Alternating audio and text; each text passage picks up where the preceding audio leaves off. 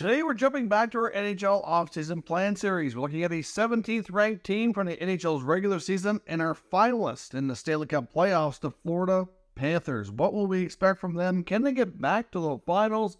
What moves will we see them make this offseason? We'll discuss that coming up next.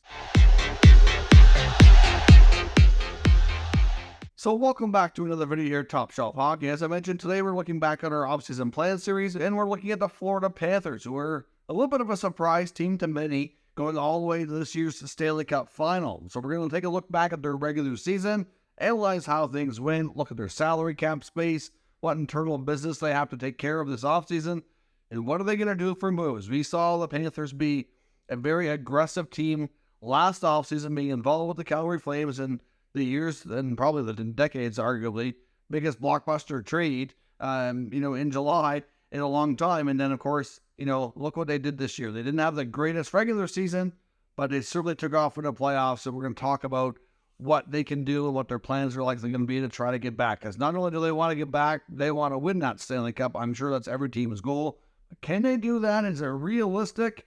Was this a bit of a blip, or can they sustain this kind of level of success? That's what we need to look at today and see what we think. So let's first recap last year's regular season record and results here. So let's start with the regular season stuff. They had a 42, 32, and 8 record for 92 points. They are extremely lucky to get into the playoffs. Not going to lie, as much as they went on a run and clearly showed they deserved to be there, they very well could have not been there. If the Pittsburgh Penguins would have beaten the Chicago Blackhawks near the end of the regular season, which was widely expected, the Blackhawks were the league's worst team.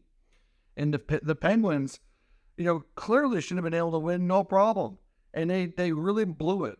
And the Blackhawks beat them handily at that. And then that caused the Penguins to fall out and the Panthers to fall in. So, yes, they made it, but they needed some help. They got the help, and boy, did they take advantage of it. Now, in the regular season, they scored 290 goals, so that's one of the highest in the league, 6th overall. So they could score goals all season. That was not an issue for them. The goals against, though, was not the greatest, 273 for 21st best, so it's a goal differential plus 17. That's obviously not a huge surprise. Based on my early projections of the Panthers, they were going to be able to score. My concern was their ability to defend and question marks in goal, which, we'll talk about further as well. The power play was certainly respectable, 22.8%, 10th overall. So with the players they can put out there, no huge surprise. The penalty kill, however, like goals against, a bit of an issue, 76% for 23rd best in the NHL. Now that is not really all that good. You ideally want the PK up around 80%. So again, defensively is where they struggle. Now in the playoffs, even though they went on this magical run, they had a 13-8 record in the playoffs, going all the way to the Stanley Cup final. Of course, in that final series, they lost 4-1 to the Vegas Golden Knights. So they only had one win in the final. So in those games, they had a penalty kill percentage of 70%. So as much as their PK was not great in the regular season, it actually got worse. Now, keep in mind, you're playing more games against higher level talent, so that does have an impact, and it's not that crazy, but an area of focus for them that was not great did get worse. The power play weakened a little bit as well. It went from 22.8 to being 10th down to 21.1. Still relatively successful though, so they were able to maintain that. And the Panthers were a team that were not active at the deadline. I mean, they were not even sure if they were getting in at the deadline. They were still a little ways out. So they pretty well had the exact same team. You didn't see them out there doing a bunch of trades like all the other teams. They almost sold off a few pieces, but decided not to. And are probably glad that they decided to do that. Now, even though they had a 13-8 record, obviously went through, the Boston Bruins. They beat the Toronto Maple Leafs. They beat the Carolina Hurricanes. Now, the Bruins series was probably the longest and toughest, where they suffered the most injuries in 7 games. But then, of course, they got through Carolina and Toronto a little bit quicker. So they had a 13-8 record, but overall in the playoffs, they were actually outscored 69-62. So that's a concern. They clearly still had struggles defending. As good as Bobrovsky was, it was even more impressive given the fact of the chances they would give up. And like I said, the blue line definitely where the area of focus is that needs work. We'll talk about that. So let's now take a look at their cap space. Going into the offseason here, they have $73.23 million of cap space already spoken for. They have 16 contracts on the books, so that means you're looking for a maximum of 23. So that's upwards of 7 possible contracts, and they have $10.2 million in the space to do that with. So they have $10.2 million available. That's confirmed now. We know for sure the NHL cap was only going up by $1 million, confirmed recently here by Gary Bettman at the Board of Governors meeting. So that's not a ton of money, but they can make some moves here and see what else they can do. Of course, this is the first full season for Matthew Tkachuk, set up that blockbuster trade. First season for Paul Maurice. Things did not look great early on. There was a lot of Panthers fans that were frustrated and even calling for Maurice to be fired. They were not happy with the new coach. Of course, a lot of, I think, fans would have liked to have seen Andrew Brunette stick around and have more of an opportunity, but Bill Zito was, quite sure that he didn't want to see that anymore after the way they lost in the playoffs. Zito took his good old time making the decision, but, when things linger like that, they really left Brunette hanging and came back and found Paul Maurice basically kind of yanking him out of retirement after he ended up leaving and kind of just stepping back from his role with the Winnipeg Jets. After a much-needed break, he took the opportunity and took a while, but obviously found some success. Now, looking at the Panthers' internal business in the offseason for their restricted and unrestricted free agents, there's not much on the RFA side. You got Giovanni Smith and Colin White. To be completely honest, I'm not sure that either will be qualified. Maybe they qualify Smith. I wouldn't be shocked if White wasn't. Now, Colin White was a buyout as an RFA with the Ottawa Senators the year before. He had signed originally a 6-year contract and still had a couple years, he was only a couple years into it and got bought out. Now, thankfully for the Ottawa Senators, it wasn't a huge cap hit, a huge penalty because he was the RFA, he's younger, so it was a 1/3 buyout over twice the period of time. So the cap hit that they face isn't all that substantial, but essentially Colin White ended up having through his rookie contract one good season, get a 6-year deal on the next term, and then really started to fall back. Now, injuries have had their toll on White, there's no doubt. They get a 1-year fairly cheap contract in Florida, and not that he was terrible, because to be honest, a lot of nights he didn't get a lot of playing time in the playoffs, especially. He only averaged, sometimes it was 5, 6, 7 minutes, sometimes it would hit 10, but not a lot. So he put up 15 points in 68 games last year. Maybe they qualify him and he stays around on a cheap 1-year deal again. Maybe they don't qualify him and he walks. To be honest, I think he can go either way. Both of these guys are, maybe they keep them, but they're easily replaceable. So it's really difficult to say what direction they go. On the UFA side, you've got both the Stahl brothers. Eric and Mark are both unrestricted free agents. Debatable again if either return. They're both obviously up there in years. They signed 1-year deals.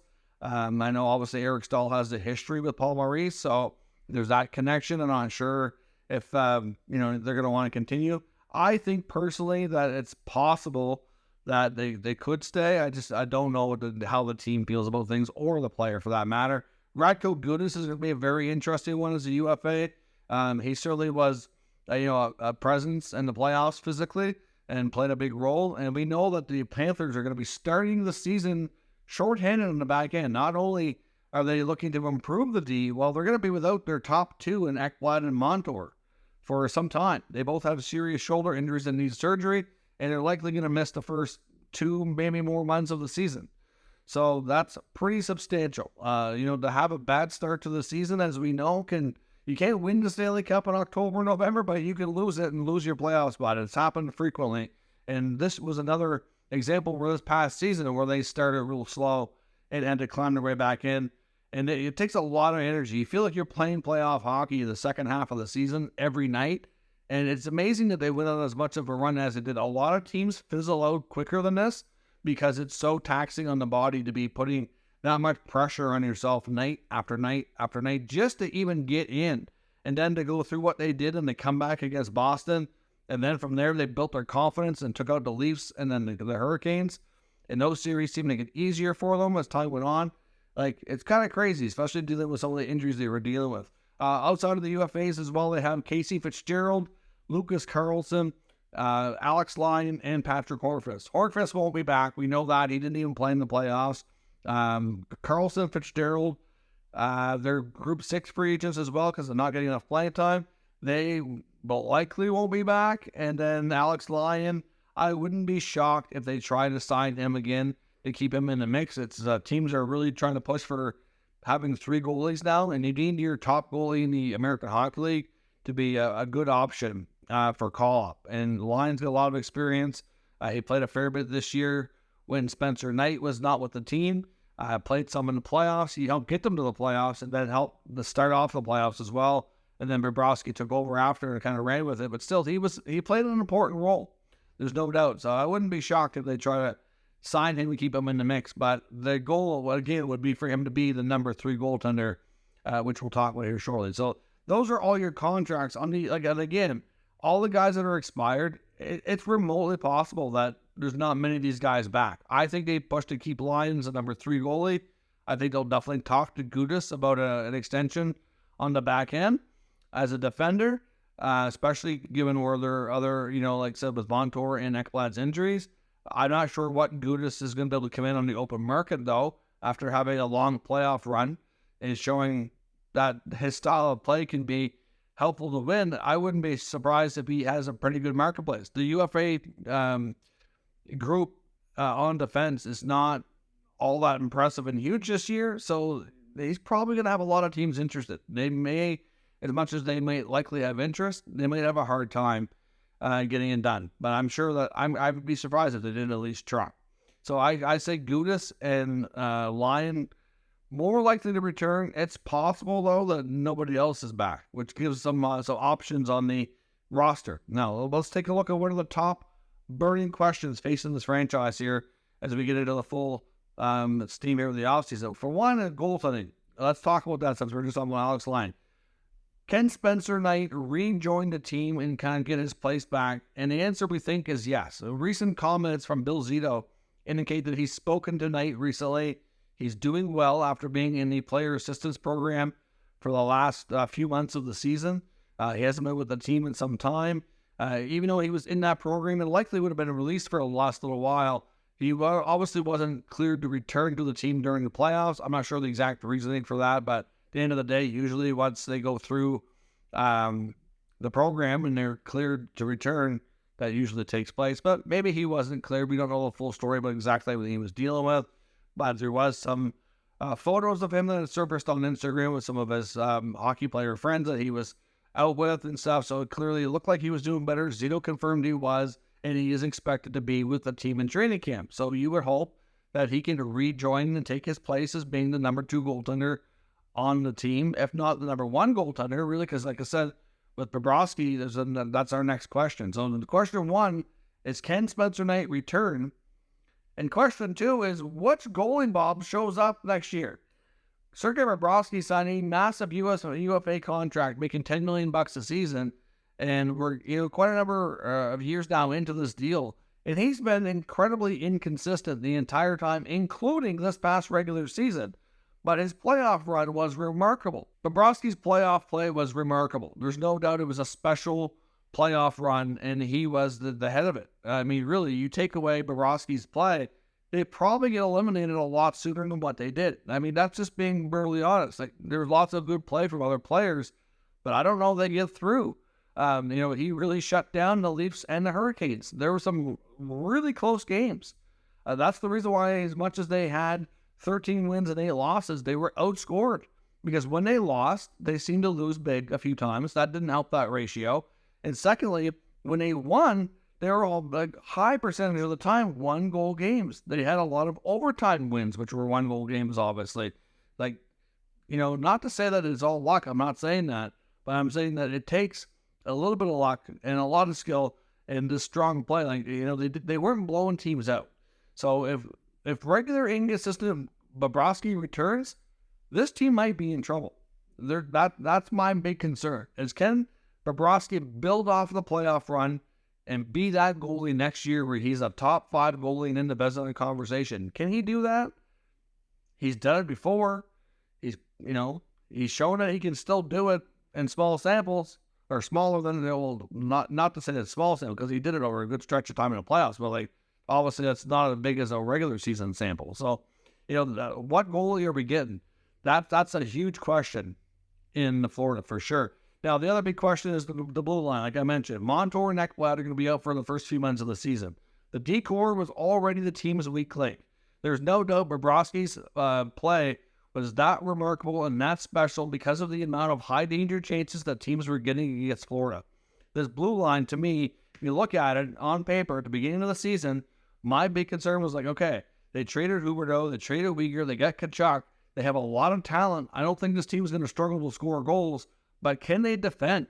Your blue line is Montour, Ekblad, Forsling, Gudas. Not to say that these guys are bad. Like Montour and Ekblad are pretty good puck movers. They're not known for being like amazing defenders though. Especially Brendan Montour is a rover out there. Like he's a high risk, high reward defenseman. Like will he make the occasional strong defensive play? Sure. Generally speaking, though, he's known for the offense. He's not known for the defense. Like they're not a great defending team, and that needs to get better. There's no doubt about that. So they're going to be looking for defense. We know that. Rumor has it right now that teams that Florida is talking to about trading for help on the blue line are asking a lot about Anthony Duclair. Doesn't have a lot of term left. Doesn't make a ton of money, but he's obviously very high value for what he brings for what the contract is. So maybe we'll see a trade involving a player like a Noah Hannafin in Calgary. We know that he doesn't want to extend there. He's likely going to end up going to the Eastern Conference. I mean, not to say for sure he will, but I think the odds going east are good. There's a lot of Eastern teams reportedly interested, and Florida would make a ton of sense for Hannafin. There's no doubt about it. Now, there's also been some rumors about the Panthers being interested in Erik Karlsson. I have no doubt there's interest there, but getting that deal done, it would be especially difficult, and I'm not sure that they can get it done. So I think a Hannafin trade is a lot more realistic. So wouldn't be shocking if we see a trade between the Panthers and the Flames for Hannafin going to the Panthers for some combination of Duclair. I don't know what else they would move, but something along those lines. There's obviously a lot of talk about Blake Wheeler likely getting bought out in Winnipeg or traded. It was a 50% retention. I don't know that the Panthers can pull off a trade with Winnipeg for that because he would still be making over $4 million with 50% retained. If Wheeler's bought out and he could sign a cheaper contract, I think Florida would be a perfect landing spot for him. The old coach that made him captain and had him in Winnipeg for a long time, Paul Maurice, knows what he's capable of. Obviously was a big fan of his for a long, long time. I wouldn't be shocked at all to see a reunion, especially if like the Stalls don't return and they want to have another veteran player come in who can. Because to me, that's what Wheeler needs to be at this point in his career. He needs to be a guy who could be a more, not the leader of the team, like a support person. Maybe he plays third line, maybe second line, or a guy can go up and down your lineup and still contribute and still use his experience to benefit the younger players on the team. To me, that makes a lot of sense. So I could honestly see Wheeler ending up in Florida if he's bought out in Winnipeg, which is seeming more and more likely all the time. And with all that, if they add a guy like Wheeler, they add a guy like Hannafin, they might have to add more in the blue line than just Hannafin, but can they get back to the final? And to be brutally honest, it's going to be tough. We've seen a lot of other Cinderella teams come into the playoffs as a wild card and have a magical run. And, it's hard to duplicate. It's real hard. And if this team is going to be without some of its top players, and if Bobrovsky is a big X factor here, if Bobrovsky goes back to being what he's been while he's been at Florida the last few years, I would say they're going to be a fringe playoff team. If he's superstar Bobrovsky like the playoffs, I think they could challenge for the division title and have a heck of a chance of making another playoff run. But that is going to be a big question mark is between the pipes. And that is like the $1 million question right now that I don't think anybody can really answer. It's just that simple. But will they make moves to get better? And obviously their goal is to get back to that Stanley Cup final and win this time. Absolutely. Could guys like Hannafin and Wheeler, to me, make a lot of sense to be the targets for them to add? I think that makes a lot of sense too. But the question mark in goal, we don't know those answers, and we'll have to wait and see what happens here. But let me know your expectations for the Florida Panthers.